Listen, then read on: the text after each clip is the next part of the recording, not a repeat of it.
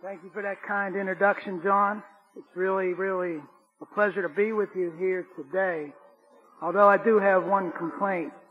Santos, you made me following Father Richard. Wow, what a great speaker. My wife Jan has told me that he was such a great speaker, and now we all just witnessed it. I know that's the first time I witnessed it, and it was truly special. What was crazy, when I met Father in the back of the room, he and I grew up literally 15 houses apart. Right over on that hillside, we both looked over, we can see where our houses were, right over on Spring Hill. And he went to St. Ambrose Parish, which was at the top of the hill, and I went to St. Boniface Parish, which was down on East Street.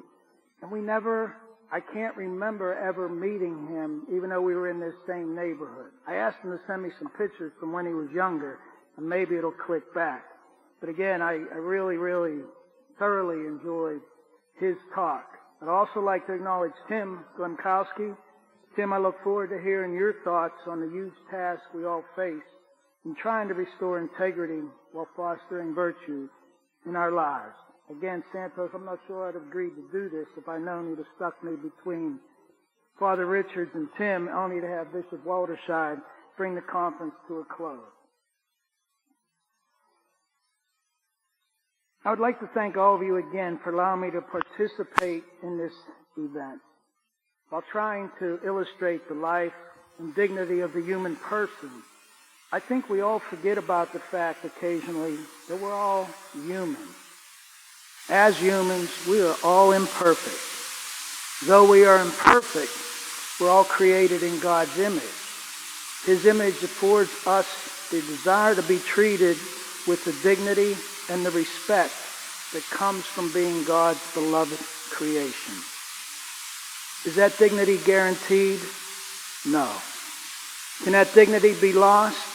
Of course. Can that dignity be regained? Absolutely.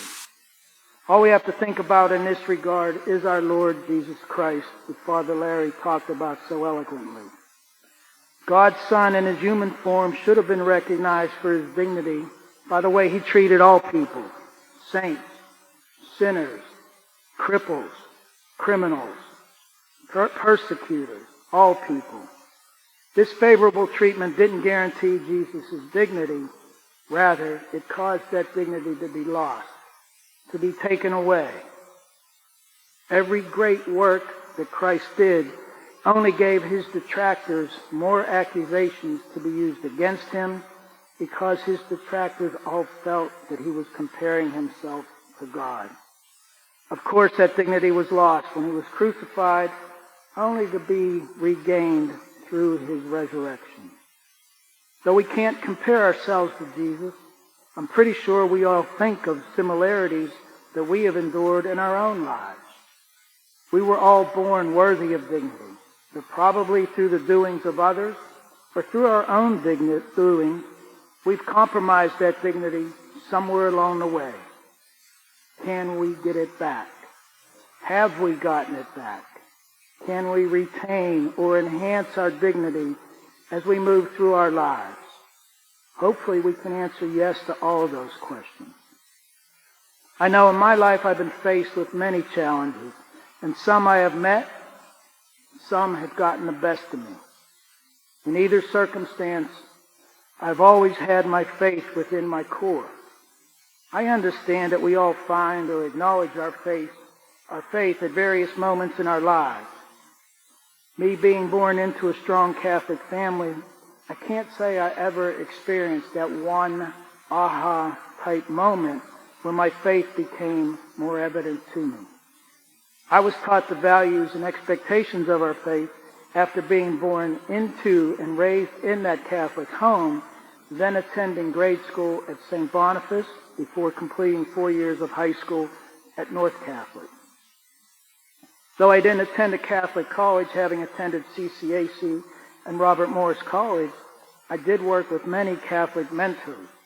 My high school football coach, Ron Hughes, later gave me a job at North Catholic while I attended CCAC. And Matt Frajanic, the head basketball coach I worked under at Robert Morris. Both were great mentors who were anchored in their Catholic way of life. Even when I advanced into the pro football world, I was blessed to have worked with Jack Butler at Blesto, Coach Don Shula with the Miami Dolphins, again with Ron Hughes when I was with the Detroit Lions, and he was my boss, and then Coach Bobby Ross. And then there's the Rooney family with the Steelers, led by the great Duquesne alumnus, Mr. Dan Rooney. All were very faithful folks who lived their lives in a faith-driven manner. Beyond my professional faith blessings, I was very fortunate to have found my wife Janice while working at Robert Morris.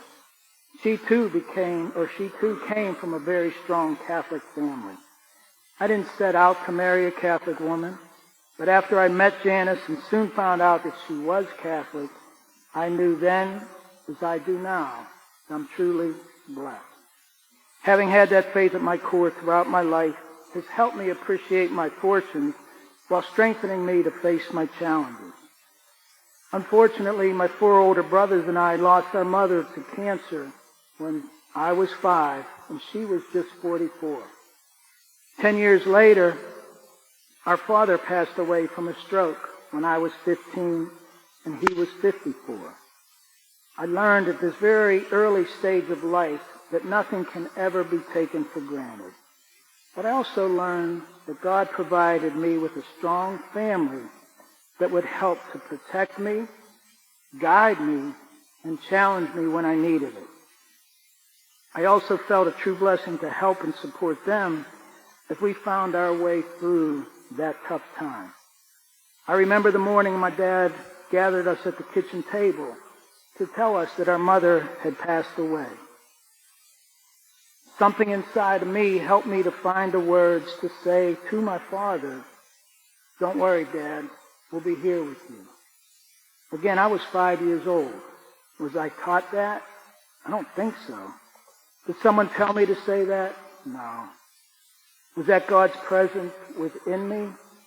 I didn't know the answer to that question back then, but I'm pretty sure I do now. Indeed, it was. Let's fast forward 62 years ahead to the present. On a recent walk in North Park a couple weeks back, I was trying to think about this talk and how I could convey a message about the life and dignity of the human person. I'm always anxious about these types of presentations until I come up with a meaningful thought about what I will talk about and how I'm going to present those thoughts. I know I felt stressed. But then I realized that I'm really blessed by this challenge. Not stressed, but blessed. Was not Christ stressed as he was being put to death? Sure he was. But I also trust that he knew that he was blessed to be the Savior of all mankind. Were we stressed when our parents passed away? Absolutely. But through those unfortunate losses, I know we were blessed by the lives we've been able to live after working our way through those challenges. My family story isn't unique, except that it's our story. Each one of you probably has a similar story in your lives. I'm pretty sure that we've all been stressed, but I'm also pretty sure to know that we've all been blessed. As you may or may not know, or may not care, I was very fortunate to have worked in the National Football League for 40 plus years. I started out as a college scout with the Blesto Scouting Combine for 1 year. From Blesto, I moved on to the Miami Dolphins as a college scout for 5 years, then to the Detroit Lions as the pro scouting director for 10 years. I joined the Steelers in 2000 as the director of football operations, until that title was changed in 2010 to general manager, and then to vice president general manager in 2016. Same job for all those years, just real fancier titles. For the last 2 years, I've worked with the Steelers as an advisor whose primary function is to help our alumni as they transition to life after football. Prior to my 40 years in the NFL, I spent 7 years in the college sports world, working various jobs, including being the sports information director at Robert Morris, as well as a basketball and baseball coach. I then moved on to coach football and baseball at Ohio Wesleyan University. I found myself to be very fortunate of some very successful ventures, including helping to put together a basketball team at Robert Morris that was the first in school history to qualify for the NCAA tournament. With the Steelers, I was fortunate to have been part of 241 wins while appearing in 3 Super Bowls and emerging as a Super Bowl champion 2 times. John, I got to correct you and update you. The last one was in 2009. We had 06 and 09, but still too long. Though I'm very proud to be part of these accomplishments, that's not the reason I share my background with you. The reason I share my background with you is to illustrate how fortunate I have been. As a very marginal athlete, I was able to carve out a 40-plus year in sports, 40-plus year career in sports. How did that happen? I'm not sure I want to know that answer. Were there stressful moments along the way? Sure. But the blessed moments were much more plentiful. When we look at the definition of the term stress, we find one of the definitions to read, stress is a state of mental or emotional strain or tension from adverse or very demanding circumstances. Again, stress is a state of mental or emotional strain or tension from an adverse or very demanding circumstance. Saying that my career had some demanding circumstances is true, but in a relative manner. In sports, the demand to win is a given. Stress associated with this demand is unavoidable. I say that because the demand comes from a lot of different sources externally. It can come from fans, media, sponsors, alumni, and many others in our social media world. Some of these sources of stress may have a vested interest in creating these demands. Fans buy tickets. Media needs to create content. Sponsors spend dollars to support our team, while alumni donate to help their university's efforts to succeed.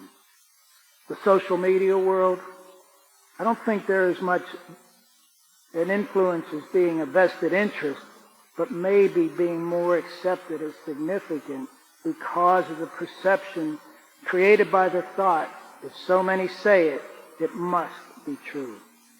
Although the outside stressors are vast and real, it's the internal stressors that can really add up because they're created by each and every one of us within ourselves. Oftentimes I read or hear about the perception of external pressure to win on a coach like Mike Tomlin, or Mike Sullivan of our Penguins, or Derek Shelton, the manager of our Pittsburgh Pirates, must be overwhelming. What I'd like you to try to focus on, try to understand is these individuals put tremendous amounts of pressure on themselves to be excellent each and every day. They're never satisfied. They're always wanting more. They're always looking forward to that next challenge. After Joe Green completed his coaching career, I had the honor to work with him as Joe worked in our scouting department. And this is a man who has accomplished as much as anybody in our sport of football, or even anybody in the entire sports world. When we would win a game, Joe would simply say, "That's good. But if you want to be great, do it again." Coach Bill Cowher would remind us that a win is an achievement, while a championship is an accomplishment. Coach Tomlin continues to live by the mantra, the standard is the standard. Joe, Bill, Mike, they weren't the only great leaders I was honored to be around. As I previously mentioned, I worked with another Pro Football Hall of Famer, Jack Butler, while I was with Leicester. Jack sent all 8 of his children to a Catholic university. Coach Bobby Ross, who I worked with again with the Detroit Lions, continues to live his Catholic faith in retirement in Richmond, Virginia. How about Hall of Fame coach Don Shula, who attended Mass each and every morning while he was alive? Then there's the great man who walked these hallways of Duquesne University, yet another Hall of Famer, Mr. Dan Rooney. Like Coach Shula, Mr. Rooney attended Mass each and every day and then provided a great example how to live a faithful life through his interactions with every person that he would engage with on a given day. We could do a whole conference that would focus on that man and the good he did for everybody he touched. These men all existed or do exist in what was or is perceived to be a very stress-filled environment. While in this world, I'm sure they all understood and continue to understand that they were or are really in a blessed environment, and what they were or are, they were very fortunate to be here or there. Maybe that's why before each game, Coach Tomlin exclaims to his team, grab a knee, grab a hand, and that team kneels in the locker room and recites the Our Father. After each game, Coach Tomlin directs the team chaplain, Pastor Kent, to gather the team together, again, grab a knee, grab a hand, while Pastor Kent leads the team in prayer, whether they had won or lost. They give thanks. They pray for those who may have been injured while also asking for the strength to learn from and grow from this past game's experience. How could I not grow from these experiences or exposures to such a great environment and such great leaders?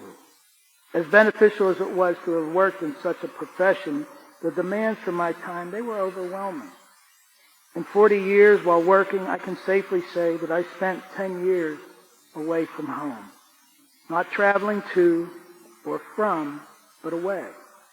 Trust me, neither I or my wife Janice had any complaints or regrets about the demands of my career, as we talked about those demands before I got into it. I also acknowledge that each of you face similar demands on your time in whatever occupation you may be engaged in. Along these lines, I would especially like to acknowledge our military, our police, our firemen, and all first responders. These folks prioritize others' lives over their own while giving us a safer world.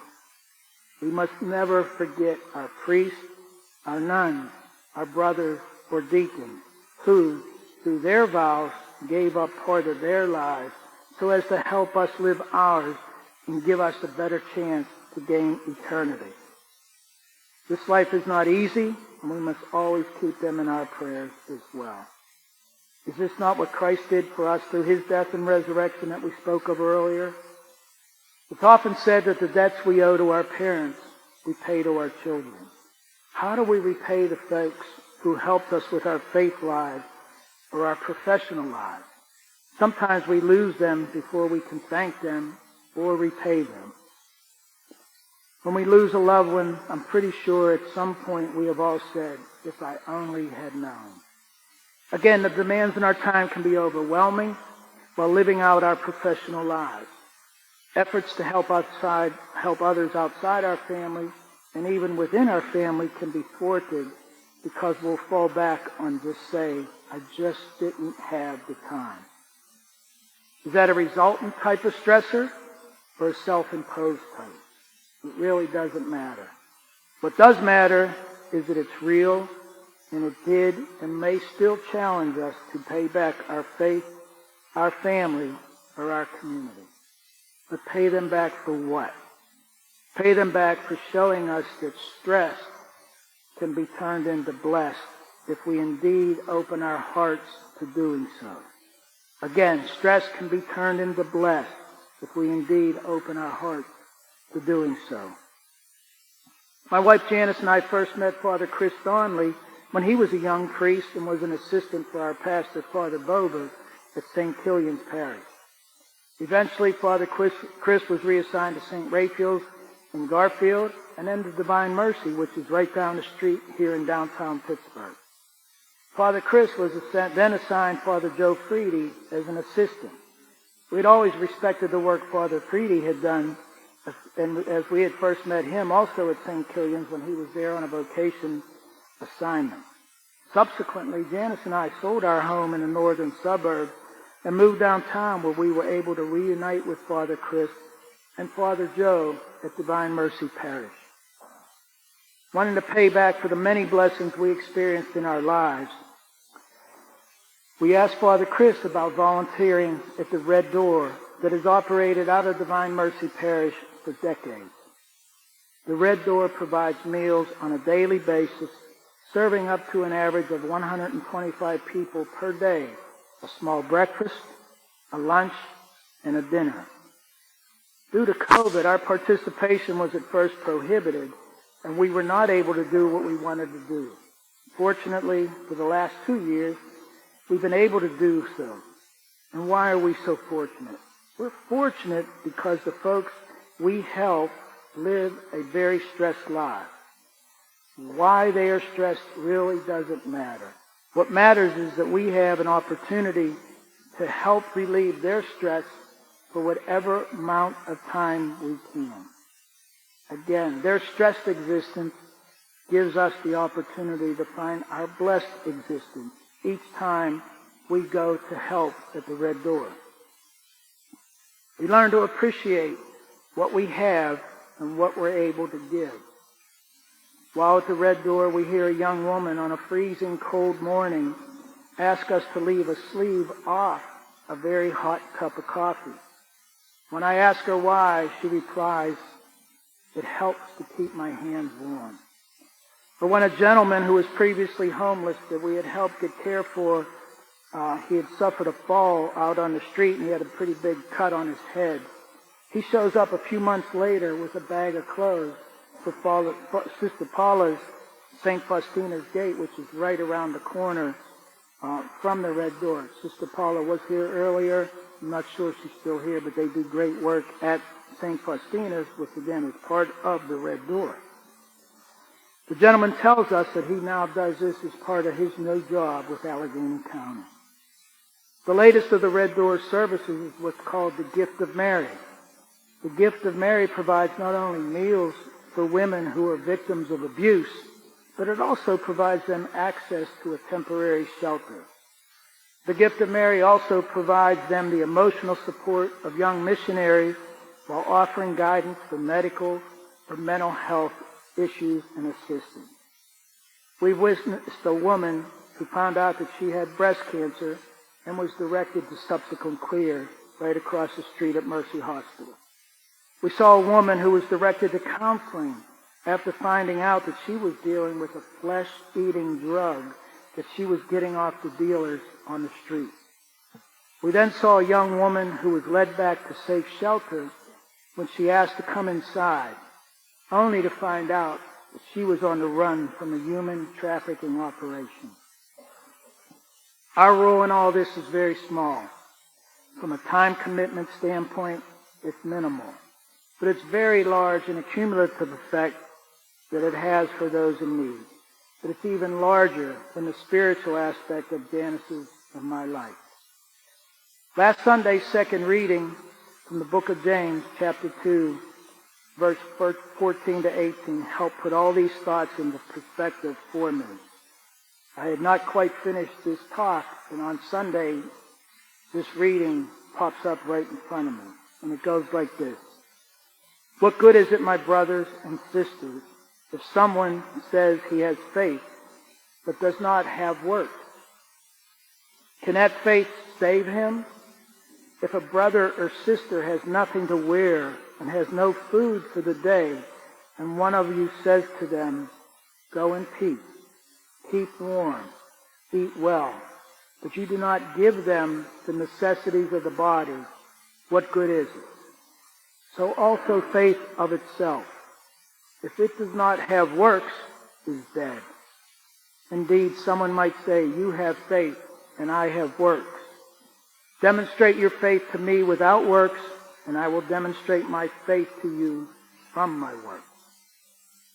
My brothers, as we move into whatever or wherever our next moment of our lives takes us, let us try to keep some of these thoughts in mind while maybe putting these thoughts into action. Somewhere, somebody needs help in managing their life's circumstances. It may be that person at the red door or the gift of Mary. It may be a family friend, a family member, a co-worker. It might even be ourselves. No matter who, what, or where, if we allow our faith to take action, the dignity of the human person will be acknowledged, restored, or strengthened. And we will answer that question. Are we stressed or are we blessed? Thank you once again for allowing me to be part of your day in this great conference. Please join me in a little closing prayer. Thank you, Lord, for allowing all of us the opportunity to grow in faith through this conference and our interactions with each other. Please be with us as we move forward, continuing to seek ways to enhance our faith through helping others. Thanks again. Have a great conference. Amen.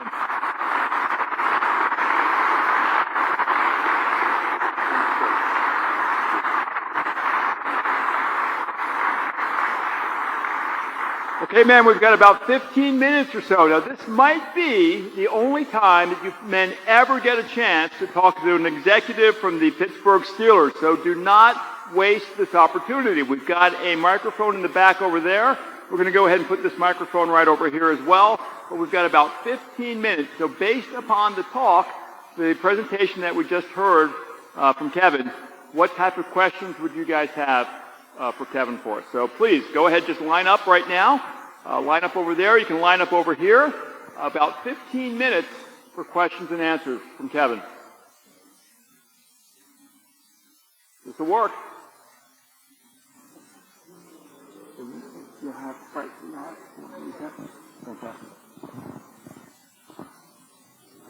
What are some of our Steelers that are good, faithful, religious men?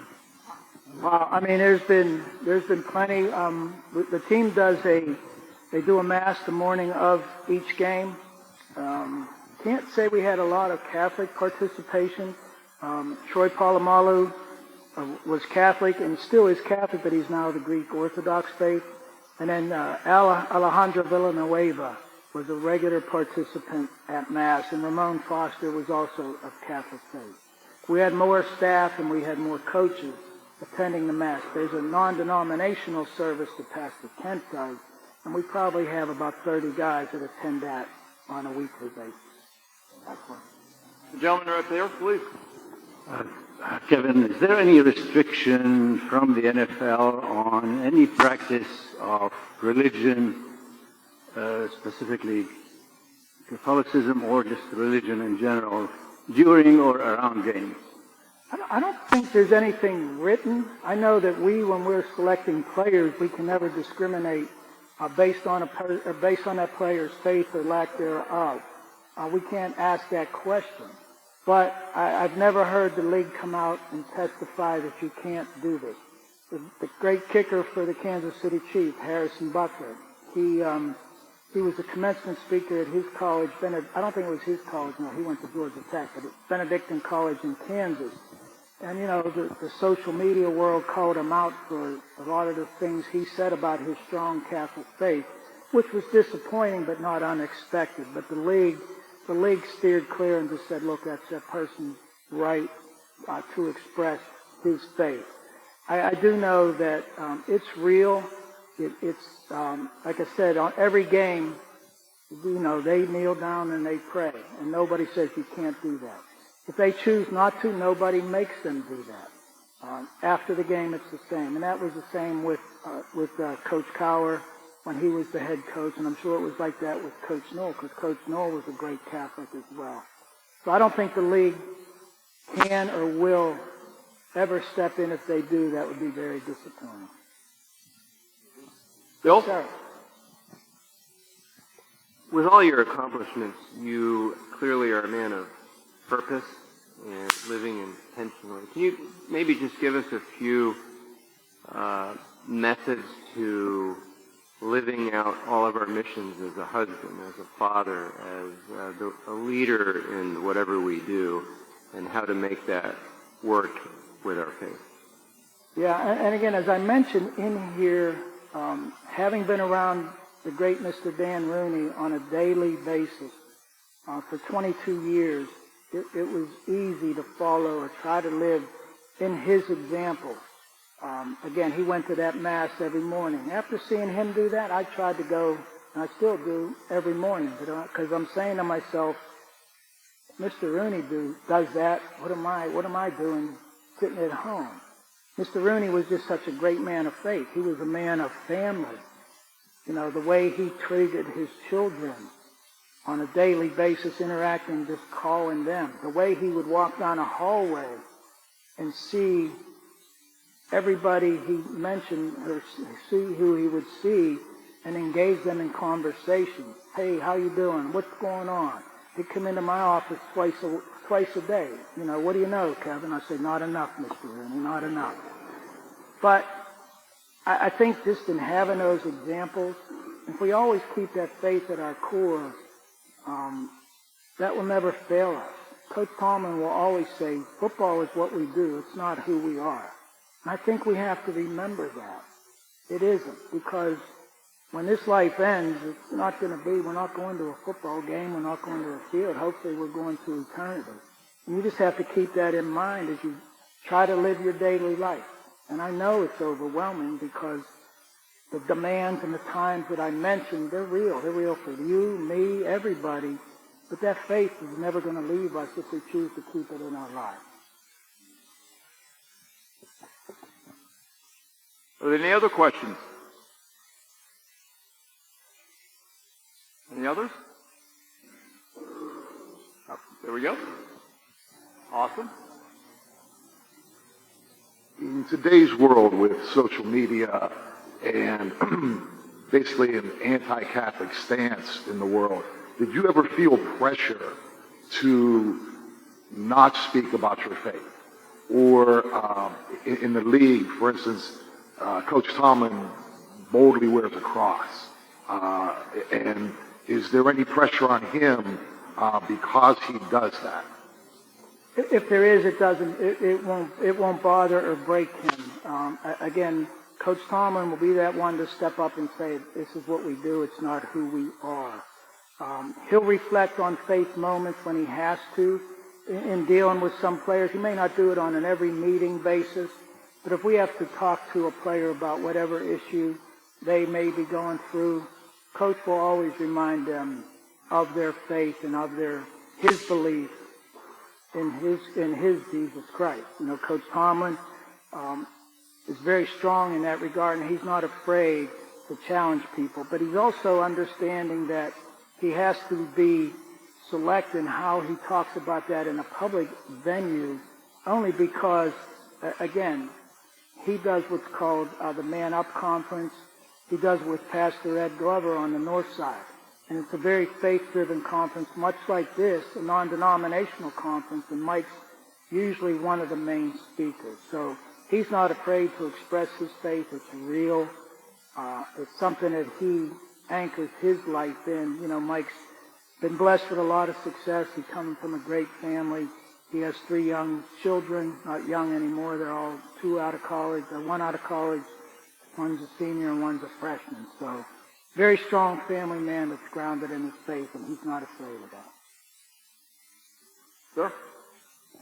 What's your take on sports and spirituality? You know, sports and the formation of young men and their character as leaders. You know, the role that great sports stars play as role models to young men, and sometimes that goes awry, right?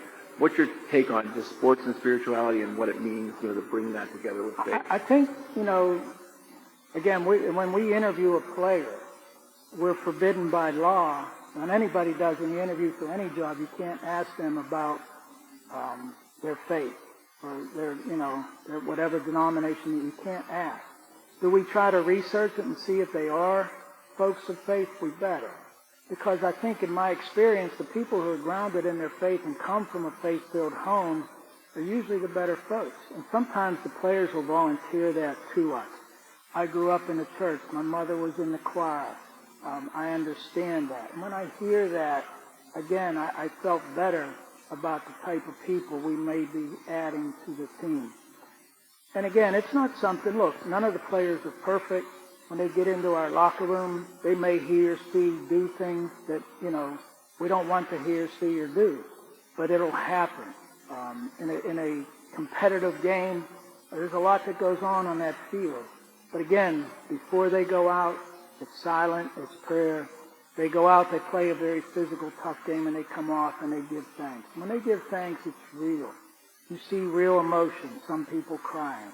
And a lot of that is because of the faith that they have. But we try to recognize it if we can. But again, you're bound by the law that you could get in trouble for if anything would ever get published. So we're limited, but it doesn't stop us from trying to find out as much as we can about the character of the player. Hi, Kevin. Thank you for joining us this afternoon. I enjoyed your talk. Being involved with the Red Door, I'm just curious your comments about the homeless community in Pittsburgh, because see them on the streets, and I just wonder, do they make their way to these types of shelters to get food and help? It's really, and I say this with all sincerity, like I said, we never ask why. When I started with Father Chris, when Janice and I started, he said, look, we don't ask a lot of questions. And honestly, I'd say 80% of the folks that come in line, they say please, and they say thank you. Is there going to be some that are going to get out of line and unruly? Yes. Will Father Chris ask them to leave? Yes. We had 3 incidents last Wednesday where 3 people weren't in the shape they should have been in, and, Father Chris told 2 to leave. And that's just what you have to do to protect the others that are sincerely just looking for help. And Father Chris will always stress that we want to help them beyond that. Sometimes when you feed a homeless person, people will say, well, you're just prolonging their lifestyle. You're aiding that lifestyle. And that may be true. But for that given moment, that person walks away with a meal. Like I said about the gentleman who fell and cut his head. He was in bad shape. We had to call the paramedics to come and get him because it required stitches. And then to have that man show up a few months later with a bag of clothes for Sister Paula was really heartwarming. And that gives you that hope that if you touch one life, you've done a good thing. And again, there's folks in there that we have to be careful with because they may be dealing with some type of mental issue that we're not aware of. They may have an illegal substance within their system that we don't know how to deal with. So what we try to do is just be as respectful as possible, try to be as understanding as possible, and again, put ourselves in their shoes. When that young lady said to me last year, I'm serving the coffee in the morning, and she said, please leave the sleeve off. And I was like, why? It's just hot. She goes, it keeps my hands warm. And I was like, wow. That was that moment when you said, you're doing the right thing. Now, why she was there, where she went from there, I don't know. But I think for that moment, she had some relief. Thank you. I didn't realize you were with the Dolphins, and I'm sure you had some nice conversations with Don Shula, and it sparked my memory in the AFC 72 championship game with the undefeated Dolphins, which I still think the Steelers should have beaten them that day. Coach Shula was, he was a tough man, but he would be at that mass every morning. And then when he got out of that mass, hold on, because it's about to start. And that was, again, I learned from that, but I respected what Coach was, a man of faith, a man of family, always a priority. And, I've done this with players that we bring in or used to bring into the Steelers for visits that we may be signing or maybe drafting. And I'd walk down the hall, and we have a collage of all the Hall of Famers. Like all the Hall of Famers I mentioned today, they're all great men of faith. And I don't say they're men of faith because, again, we'll steer clear of that. Not that I'll ever deny my faith, but I don't want to try to force it on anybody unless they ask. Mr. Rooney, I watched him do that, where he would never ask the player about his faith. They just watched what he did, and they understood how strong his faith was. But we have a collage of the Hall of Famers for the Steelers, and I said, what's the common denominator? Yeah, they're great players, but they were all great men. They were all great men of character, and that you have to remember that when you're trying to make those decisions. Awesome. Anybody else? Yes. Yeah, just one. So I wanted to ask, the Steelers obviously have a wonderful relationship with St. Vincent Archabbey. Shout out to St. Vincent back there, that's right. So I was curious if during your time, and I'm not sure if you got to go to St. Vincent for training camp and stuff like that, but if you found the atmosphere of prayer at St. Vincent to be something that the men really took to heart, and that it did stir conversation or things like that, and then secondarily how maybe you ensure that your environment, where you are and what you do on a day-to-day basis, is kind of surrounded by an atmosphere of prayer. Again, the experience at St. Vincent, it was unique. It predated me, and it'll post-date whatever teams are there, because they'll never leave St. Vincent as long as the Rooney family owns that team, because it gives the players a place to be away. Again, we hold a mass, St. Vincent holds a mass for the team. Archabbot Nowicki, before he passed away, would have that mass. Father Paul, their president, he still has that mass. And Father Paul says the mass before the home games still. But the presence of St. Vincent, again, the players that maybe of the Catholic faith, they understand what they're surrounded with. Sometimes the other ones are looking around and they're trying to get a feel for what the atmosphere they're in, but I think they see and respect the peace and tranquility. When they look over at the Basilica and just see that, I think it opens their hearts and minds to maybe asking, hey, where are we? What is this all about? Which is a real good part of that experience. We'll leave out the bonfires we do with Father Paul, but that's another story. Okay, brothers, I apologize. I'm going to pull MC privilege here. I'm going to ask the last question. Oh, you want? Yeah, okay. That one? Okay. Yeah. Go ahead. It's not so much of a question, but thank you, Kevin, for being here today. And one of the things that you had mentioned about Mr. Rooney and Dan Rooney, some of us here can still remember Art Rooney Sr., the chief, who planted that seed way back when for his sons and his family to their faith, to expand their faith. And Mr. Rooney, the chief, would go to Mass every day at St. Peter's over on the north side. And he's also probably could be in Guinness Book of World Records right now of attending the most funerals in the city of Pittsburgh, because he would always go to a funeral. And he went to my grandfather's funeral over at the Assumption over in Bellevue. And he didn't know my grandfather, but my Aunt Virginia, who was a Mercy Order nun, was stationed over at St. Pete's. And he came to the funeral. So just one of the things, it's a lot of things that we do here today, we show our children, our grandchildren, by action, our faith. And maybe we might not realize it right now, but we're planting that seed in them. So just one. Thank you again. Thank you. And I didn't mean to leave the chief out, Mr. Rooney. I only met him one time, and this was when I was working at Robert Morris, I believe. I was down there with my high school coach, and Mr. Rooney walked up to me and goes, "Where are you from?" That's what it asked everybody. And as soon as I said I was from the north side, he was like, "All right." And that was it. That was the exchange.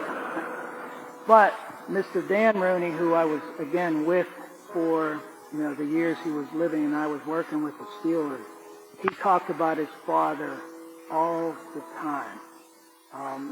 His brother Art, who Art Rooney Jr. did the job I did with the teams in the 70s. And let me say this, Art Rooney Jr. should be in the Pro Football Hall of Fame. And one time he and Coach Knoll got into an argument about a player. And Coach Knoll said, the only reason you're here is because of your dad.